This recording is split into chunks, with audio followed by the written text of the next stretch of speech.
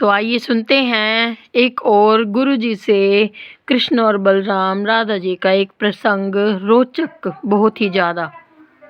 गिन गिन के गालियां देता था शिशुपाल। ये जब शिशुपाल प्रकट हुआ तो बुआ का ही लड़का था, 4 भुजाएं थी। तो इसके जन्म उत्सव के समय फिर श्री कृष्ण बलराम जी भी गए हुए थे। तो आचार्य ने जन्म कुंडली उस समय बाची कि महावीर होगा, ऐसा ऐसा सब वर्णन करते रहे और कहा ये उन्हीं के हाथ से मारा जाएगा जिसकी गोद में डालने पर इसकी 2 भुजाएं हट जाएंगी।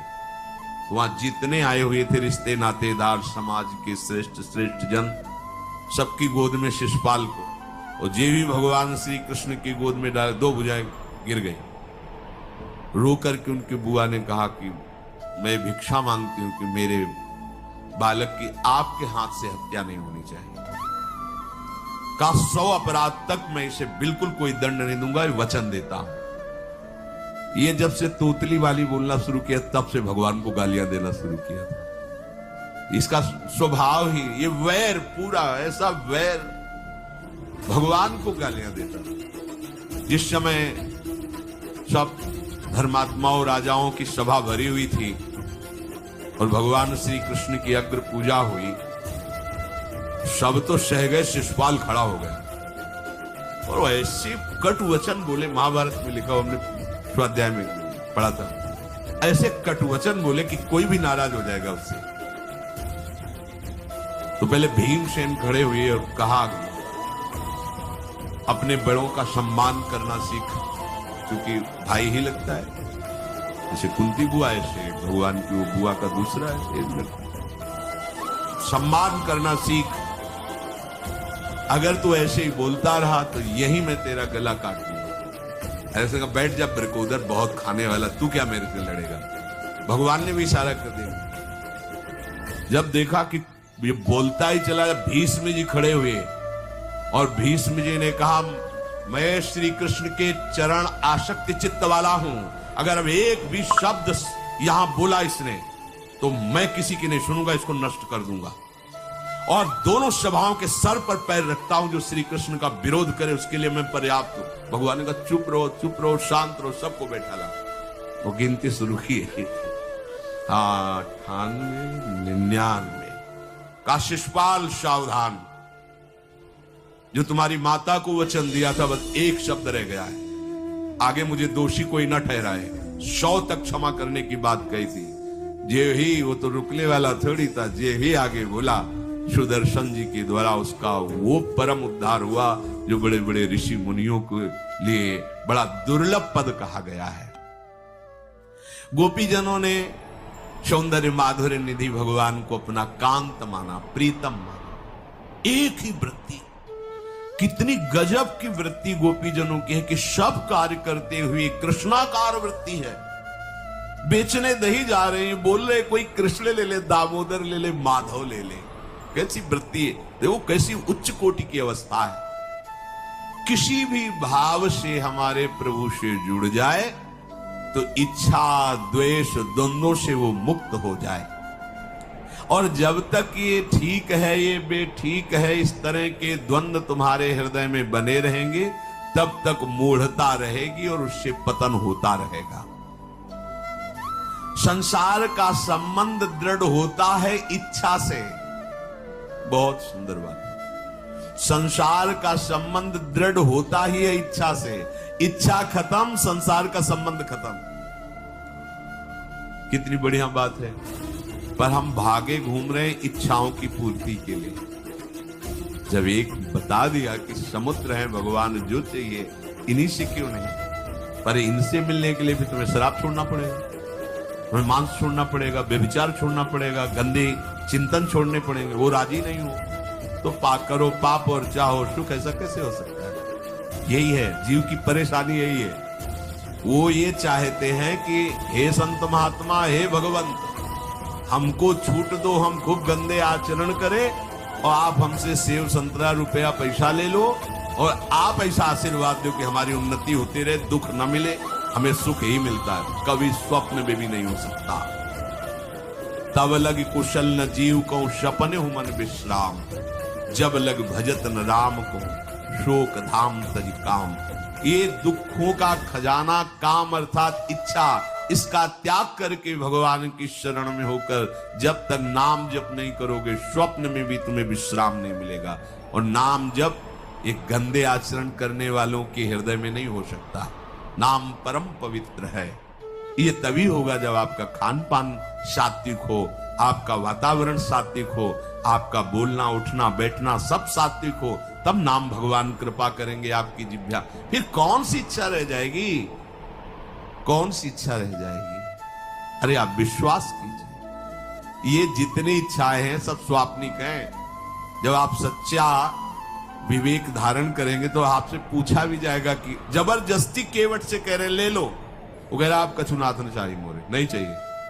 प्रहलाद जी कह रहे वरदान मांगो, हमारी आज्ञा का पालन करो, तो कह रहे हाँ आपकी आज्ञा का पालन करता हूं, हे नाथ मुझे यही वरदान दीजिए कि आपसे भी कोई इच्छा न रहे। ये वरदान मांगा कि आपसे भी कोई इच्छा। आप सोचो क्या है ऐसा भागवतिक रस कि जिसको वो मिला तो भगवान से भी कह देते। और भक्त तो बड़े विचित्र विचित्र है, वो भगवान से कहते तुम्हारी इच्छा क्या है प्यारे, बोलो हम पूर्ण करते। तुम्हारी इच्छा क्या है, हमारी तो कोई इच्छा ही नहीं, आप बोलो आपकी इच्छा क्या है, आप क्या चाहते हो, मैं कैसे आपको रिझाऊं। जब कामना को लेकर के मनोवृत्ति का प्रवाह संसार की तरफ होता है, तब ये कामना ही हमें राग द्वेष में बांध देती है। जो महापुरुषों ने उपासना करके शास्त्र स्वाध्याय करके अनुभव किया है, उसे ध्यान से सुनो। इच्छाओं से बचने का उपाय, इच्छा ही आपके बंधन का कारण है, इच्छा ही जन्म मरण का कारण है। इच्छाओं से बचने का उपाय, कर प्रमाद मत बनो आलसी, करो सुचारु रूप से काम, अपना काम स्वयं करने में लाज बड़प्पन तजो तमाम। पहली बात, शरीरधारी को किसी दूसरे शरीर से अपने शरीर की सेवा तब तक नहीं लेनी चाहिए जब तक बीमार न हो जाए, असमर्थ न हो जाए, चाहे गृहस्थ में हो चाहे विरक्त में हो। ध्यान दीजिए, आप चाहे आपकी पत्नी हो, पुत्र हो, परिवार हो, आप उनके सेवक हैं, क्योंकि वो सब प्रभु के जन हैं। इस भावना से रहोगे, कभी नाराज नहीं होगे, कभी गुस्सा नहीं आएगा, कभी झगड़ा नहीं होगा। अगर आप अपने को ये माने कि प्रभु मेरे परिवार में आए हुए हैं, मुझे अपने कर्तव्य का पालन करना है, आप तो कहीं झगड़ा साक्षात्कार पर ऐसा कौन मानता है। अच्छा, साधु वेश में ये जरूर सावधानी रखनी चाहिए, ध्यान देकर सुनिए। जब तक आपका शरीर स्वस्थ है, आप किसी से किसी भी प्रकार की सेवा स्वीकार न करें, की सेवा स्वीकार न करें। भिक्षान्न के सिवा कोई भी सेवा स्वीकार न करें। अपने शरीर की सेवा तब तक करें जब तक आपका शरीर असमर्थ नहीं हो जाता। असमर्थ हो गए तो फिर हरि ही करें आकर स्वयं, या किसी को भेज दें, उनके बस की बात है। देखो माधवदास बाबा की लंगोटी स्वयं श्री ठाकुर जी महाराज धो रहे हैं। तब तक हमने अपने बड़े संतों को देखा है, बिल्कुल किसी भी तरह की कोई सेवा नहीं स्वीकार करते। अपनी दिनचर्या अपने हाथ से अपने शरीर की पूरी। आपको क्या हो गया है, आप भी वैसे चलो जैसे गुरुजन चले हैं, भिक्षान्न के सिवा। आप अपनी किसी भी तरह की सेवा किसी से मत करवाइए। आप देखो इच्छाओं का दमन होना शुरू हो जाएगा, यहीं से इच्छाओं का दमन शुरू हो जाता है। आप सच्ची मानिए, ये जो आप शरीर सुख की आकांक्षा से दूसरे से सुख लेने की इच्छा करते हैं, यही तुम्हारे बंधन का कारण है, यही तुम्हारी दुर्गति, यही तुम्हारी कमजोरी है। जब तक शरीर स्वस्थ रहे, किसी से किसी भी तरह की सेवा मत लो, और अधिक से अधिक सेवा करने का भाव रखो। सुधार, हमें सेवा करना है, सेवा लेना नहीं है। जब तक सेव्य का साक्षात्कार ना हो जाए या शरीर असमर्थ ना हो जाए, तब तक ये नियम दृढ़ रखना चाहिए। गुरुजनों को भी देखा, श्री जी की सेवा कर दो, रसोई के से बाहर शरीर सेवा में कभी धोखे से ऐसे वस्त्र आदि रह गए और महाजन तो धो के जल्दी फैला दिया तो भी डांट लगी, ऐसा क्यों किया? रखे थे महाराज जी ने ऐसा कर, नहीं जब तक हम कहें नहीं तब तक नहीं। आज भी सरकार अपने ही हाथ से श्री जी को भोग लगा के ही, सब हैं पर वो अपने ही हाथ से 2 रोटी भोग बना के। देखो बुजुर्ग संतों को, बड़े महापुरुषों को हमने देखा है अपने शरीर, जब तक शरीर में सामर्थ्य है तब तक, ये महापुरुषों का आदेश है, अपना काम स्वयं करने में लाज बड़प्पन तजो तमाम। अपना काम करने के लिए आप किसी को भी आदेश मत करें, किसी की भी सेवा स्वीकार न करें। हाँ हमें भूख लगेगी तो रोटी मांग लेंगे जाकर, क्या जरूरत है हमें किसी की सेवा स्वीकार करने की। मांगो, खाओ, खूब भजन करो, सत्संग करो, कम खर्चे वाला जीवन रखो। जरूरत क्या है? जो जरूरत है गली चलते दे देंगे भगवान, विश्वास करो, गली चलते दे देंगे। विरक्त गृहस्थ धर्म पूर्वक कमाओ, जितनी आवश्यकता प्रभु दे देंगे। ऐसा कोई त्रिभुवन में नहीं जिसकी आवश्यकता की पूर्ति न होती हो। अनावश्यक तुम्हारी मांगे जो हैं वही तुम्हें दुख दे रही है। आवश्यक व्यवस्था सबको भगवान दिए हुई है, अनावश्यक मांग के लिए तुम्हें फिर फंसना होगा। ये तुम्हारी अनावश्यक मांगे हैं, ये हो जाए वो हो जाए वो, जो आपको जीवन जीने के लिए जरूरी है, धर्म पालन के लिए जरूरी, वो बिना मांगे भगवान दे रहे सबको। देख लो। हाँ आप कि भाई हमको उस परिकर में रहना है, उस कोर्ट से रहना है, वो सब वीआईपी, तो हमको भी उस कोर्ट का, ये मांगे हैं तुम्हारी। तुम्हारा प्रारब्ध जितना है उतना तुम्हें मिलेगा, जो आवश्यक है वो तुम्हें मिलेगा। अनावश्यक मांगे करोगे फंसोगे, अधर्म में कूदना पड़ेगा तुम्हें। हाथ पैर सब साधन प्रभु ने दिए, दया कर तुम्हें समान, फिर क्यों उनसे काम न लेते, क्यों रखते हो झूठी शान। तुम्हारी सेवा के लिए तुम्हारे पास हाथ है, तुम्हारे चरण है, तुम्हें बुद्धि दी है, दूसरे से क्यों सेवा स्वीकार करते हो? प्रभु ने दया करके उद्धार के लिए तुम्हारे पास पूरी सामग्री दे दी, उसका प्रयोग करो। तन मन दोनों का हित करता, निश्चय शारीरिक श्रम युक्त। देखो ये है, जिसने अपना परम मंगल ठाना है वो शरीर को कभी प्रमाद में नहीं रखता, चाहे गृहस्थ हो चाहे विरक्त हो। ये आलस्य प्रमाद किसी के लिए भी ठीक नहीं है। नियत समय तक सो जाओ, इसके बाद खूब मेहनत करो, चाहे गृहस्थ हो चाहे विरक्त। विरक्त हो तो खूब नाम जप, वाणी पाठ, ब्रह्मचर्य से रहना, आसनों में बैठना, हाँ सेवा करना, शारीरिक श्रम नहीं, खूब सेवा करो, धाम की सेवा करो, नालियां साफ करो, गलियां साफ करो, जो सेवाएं में इसे श्रम करो। ब्रह्मचर्य पचाने के लिए श्रम भी तो होना चाहिए।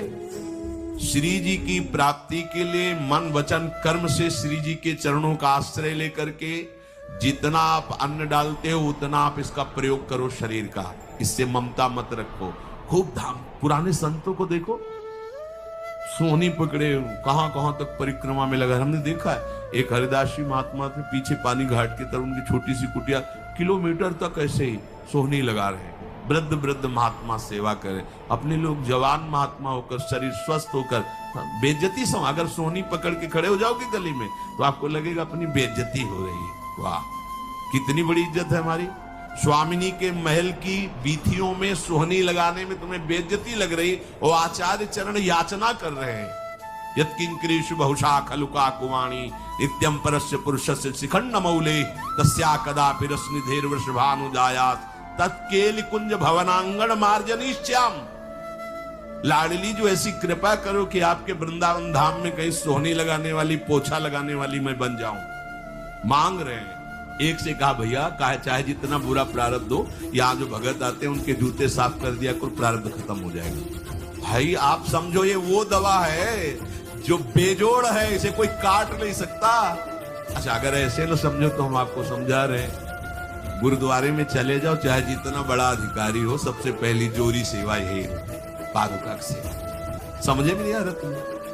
अरे जिसे हम हंसते हंसते कह रहे हैं वही तुम्हारे बंधन काटने का कारण बन जाए, यदि मान लो बात। पर वो हम जूता साफ करेंगे नहीं।